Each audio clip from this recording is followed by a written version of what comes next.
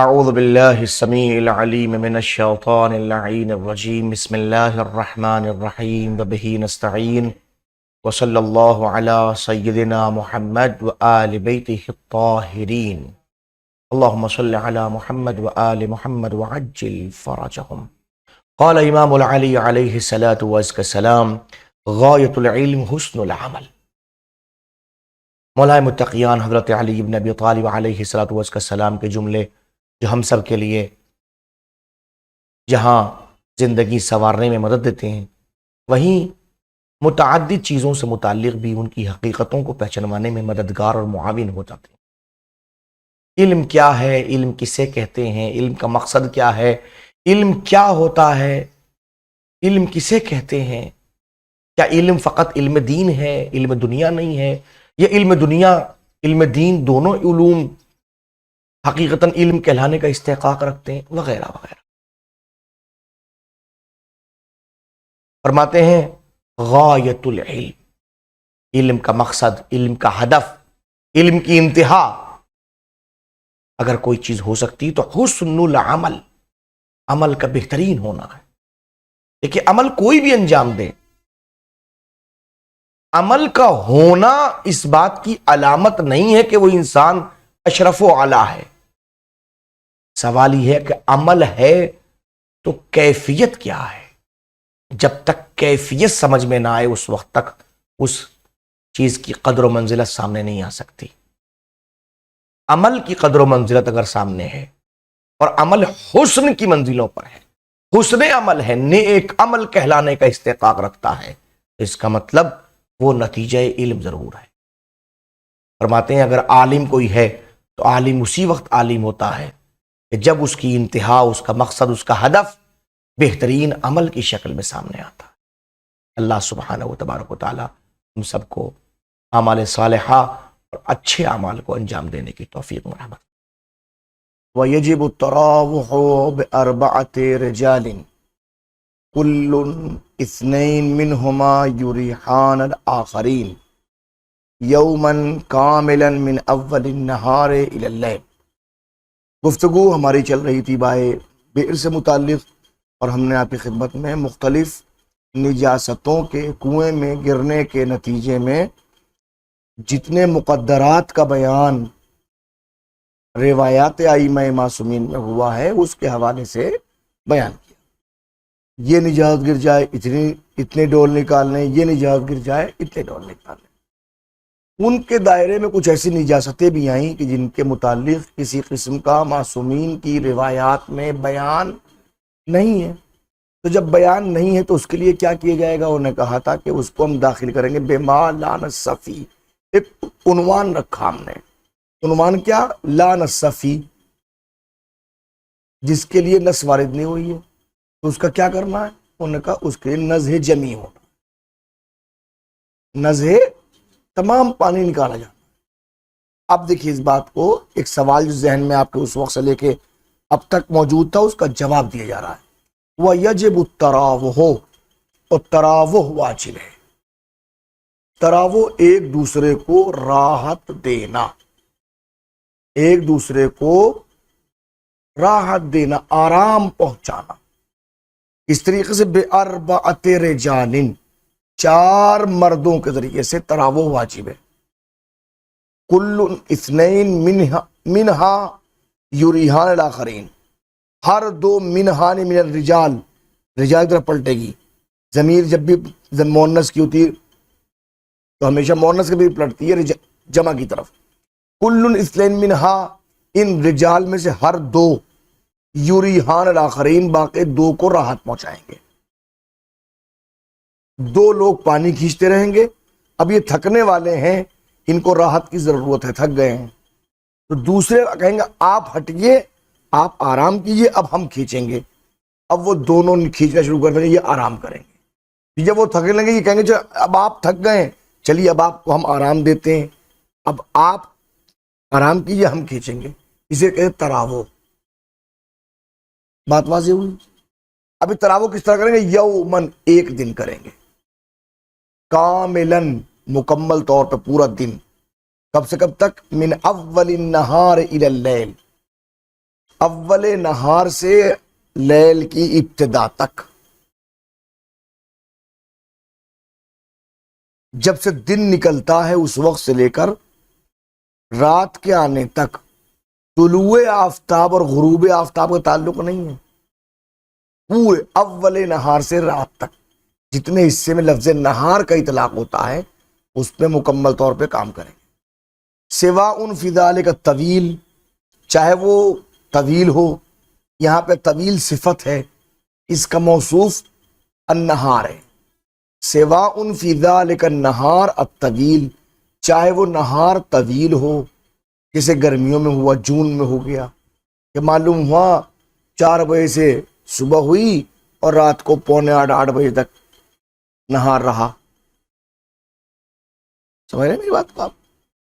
سواء فی ذالک الطویل، چاہے وہ نہار طویل ہو، والقصیر، چاہے سردیوں کا موسم ہو، جنوری کے اندر معلوم ہے 7 بجے سورج نکل رہا ہے، 5 بجے تک ختم ہو رہا ہے، جتنا بڑا ہے پورا مکمل طور پہ ایک دن۔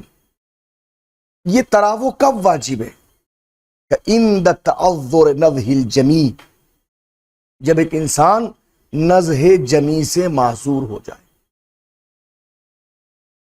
کنویں میں ایک نے اجازت گری، فرض کیجئے خمر گر گئی، خمر کے لیے کیا ہے؟ نضح جمی، تمام پانی نکالنا ہے، اور کنویں سے پانی نکالنا شروع کیا، کنواں ماشاءاللہ اتنا اچھا ہے کہ 20 آدمی کھڑے ہو کے کھینچتے رہیں، اس میں اتنی زیادہ چویا ابلتا ہے، اچھا ہے۔ انہوں نے کہا بے سبب الغزارہ، غزارے کی بنیاد پر باقاعدہ چویا ابل رہا ہے، بہترین چویا، اسے پانی پانی ہو رہا ہے، تو 20 بھی نکالیں گے تب بھی اس میں سر نہیں پڑنے گا، دعا کیا کرنا ہے؟ تو نضح جمی تو ہو ہی نہیں سکتا، اس لیے کہ غزارت بہت زیادہ ہے، بہت زیادہ ابلتا ہے پانی اس کے اندر سے۔ تو اگر ایسا ہے کہ بہت زیادہ نکلتا ہے تو اب بس 4 لوگ تراوح کریں گے صبح سے شام تک، نضح جمی کا یہ کام ہے بس۔ کیسی غزارت؟ المانعہ من نضحہ، جو اس کے تمام پانی کے نکالنے سے مانع ہو رہی ہے، تمام پانی نکال ہی نہیں پا رہے ہیں آپ اس کا، اب یہ کام کریں گے، ٹھیک ہے نا؟ بات واضح ہو گئی۔ ووجوب نضح الجمی، اور تمام پانی کا نکالنا واجب ہے، لأحد الاسباب، کسی بھی ایک سبب کی بنیاد پر۔ کون سے؟ المتقدمہ، جو گزر چکے ہیں۔ جگہ جگہ پہ لعنت صفی کا عنوان قائم کیا تھا، نضح جمی کی بات وہاں ہو گئی۔ اب یہاں سے تفسیر کریں، ولا بد من ادخال جزء من اللیل، ضروری ہے کہ لیل کے کچھ حصے کو شامل کر لیا جائے۔ جب آپ وضو کے اندر ہاتھوں کو دھلتے ہیں تو کہاں سے کہاں تک ہے؟ کونیوں سے لے کر انگلیوں تک کا تو کوئی مسئلہ نہیں ہے، مسئلہ سے ہے، کہاں سے؟ کونی سے۔ تو طریقہ کیا ہے؟ باب احتیاط میں کونی کے اوپر سے دھوئیے، تھوڑا سا حصہ کونی سے اوپر کا شامل کر لیجئے، تاکہ یقین ہو جائے کہ کونی سے دھل گیا ہے۔ تو ویسے ہی نہار پورا شامل ہو گیا ہے، اس بنیاد پر تھوڑا سا حصہ، فرض کیجئے دن شروع ہوتا 5 بجے سے، آپ کم سے کم 4:58 سے اپنا کام شروع کر دیں، تاکہ کم از کم اس بات کا یقین پیدا ہو جائے کہ جناب علی جو کام آپ نے کیا ہے وہ نہار میں انجام پایا ہے۔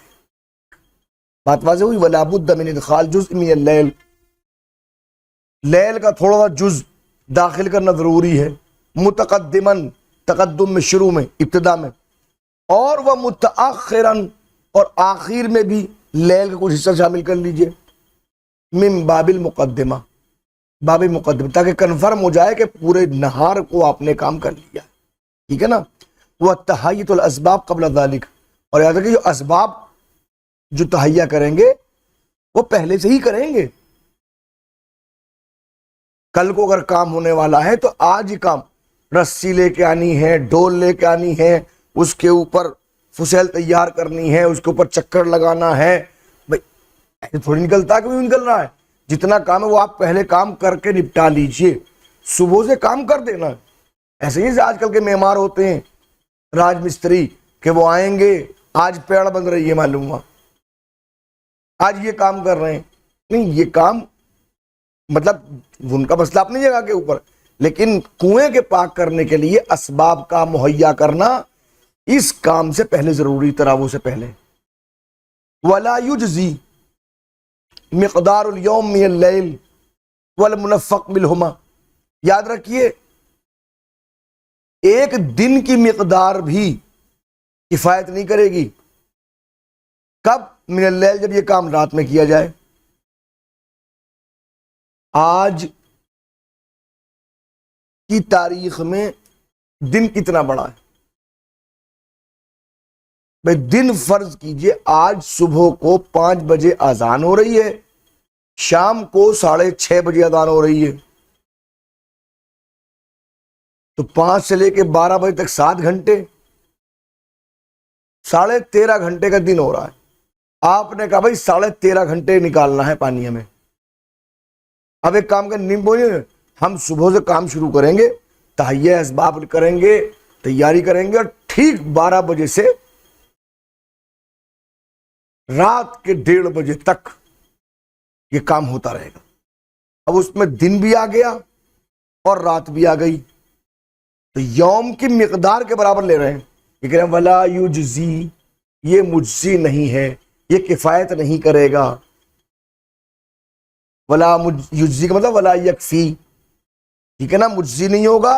مقدار اليوم، یوم کی مقدار کرنا، من اللیل، لیل سے، والملفق منہما، اور اس حصے سے جو رات اور دن سے ملا ہوا ملفق ہے۔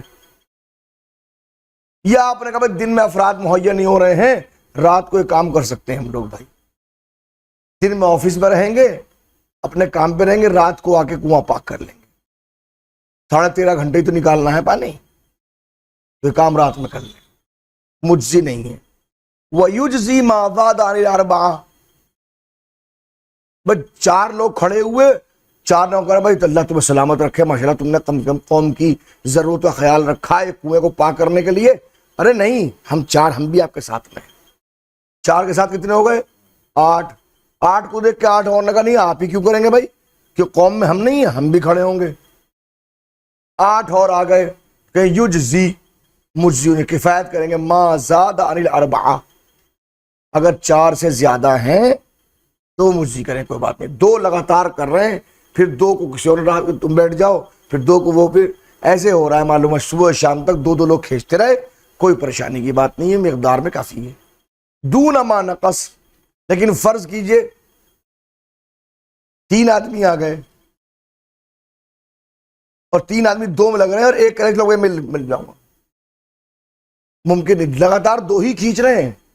وہ کہہ رہے ہیں وَإِنَّهَا وَبِعَمَلِهَا، وَإِنَّهَا وَبِعَمَلِهَا، اگرچہ وہ 3 4 سے زیادہ کام کرے، عمل کی منزلوں پہ وہ 3، یہ فرض کے 2 ہی آ جائیں، وہ کہہ الحمدللہ ہمارے 13 گھنٹے 13.5 14 گھنٹے کھینچنا کوئی مشکل نہیں ہے، ہم 14 گھنٹے کام کریں گے۔ تراویح کہاں رہا؟ سمجھ رہے نا؟ تو چاہے فرض کیجئے وہ 13 گھنٹے 14 گھنٹے کے اندر 4 آدمی ایک دوسرے کو راحت دیتے ہوئے، فرض کیجئے 1000 کلو پانی نکالتے، 1000 لیٹر نکالتے، اور 2 اتنے اچھے ہیں باقاعدہ جسم کے اعتبار سے، عمل کے اعتبار سے، انہوں نے کہا کس نے بتایا، انہوں نے 1500 لیٹر نکال دیا، تو کام ان سے زیادہ کیا ہے، مگر اس کے باوجود چونکہ وہ 3 ہیں، 2 ہیں، 4 سے چونکہ کم ہے، لہذا یہ مجزی نہیں ہوگا۔ بات واضح ہو گئی؟ وَيَجُوزُ لَهُمُ الصَّلَاةُ جَمَاعَةً، اب ایک بات اور بھی ہے، اگر وہ چاروں جماعت سے نماز پڑھنا چاہتے جائز ہے، کام چھوڑیے، جماعت سے کسی ایک نے کہا آگے کھڑے ہوگا اللہ اکبر، باقی 3 کھڑے ہو گئے پیچھے، جماعت سے نماز پڑھ سکتے ہیں، جائز ہے ان کے لیے۔ لا جمیعاً بدونہا، بدون الجماعہ، بغیر جماعت کے ایک ساتھ لوگ نماز پڑھنے لگیں، یہ جائز نہیں ہے، کہ انہوں نے اصلاً چھوڑ دیا، اس کو کام کو چھوڑا اور سب نے اپنا مصلی بچھایا، اللہ اکبر۔ والعقل کذالک، ایسی عقل بھی ہے۔ جی بات واضح ہو گیا؟ ونبہ بالحق تبع صلی اللہ علیہ محمد وآلہ الطاہرین.